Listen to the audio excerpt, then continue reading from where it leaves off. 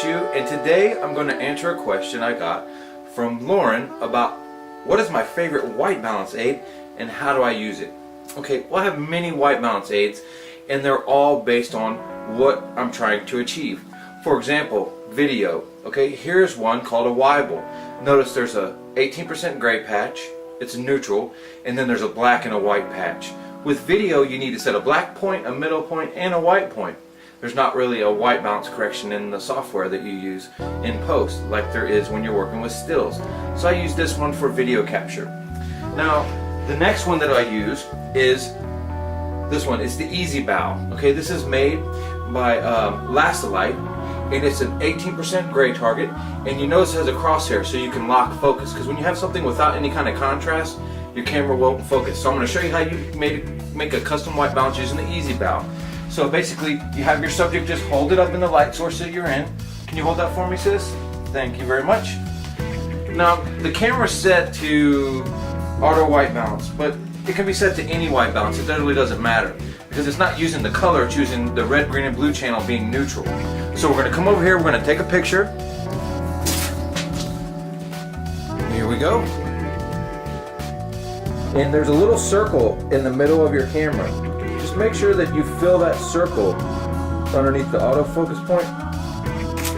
So once you have that picture, your reference picture, it's a simple matter of fact of going in and setting a custom white balance.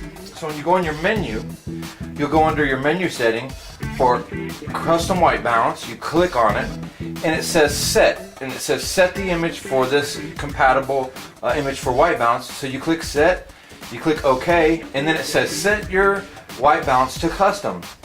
So it's that simple. So you go to your white balance and you move to the little triangle with the ball, which happens to be the Canon custom white balance.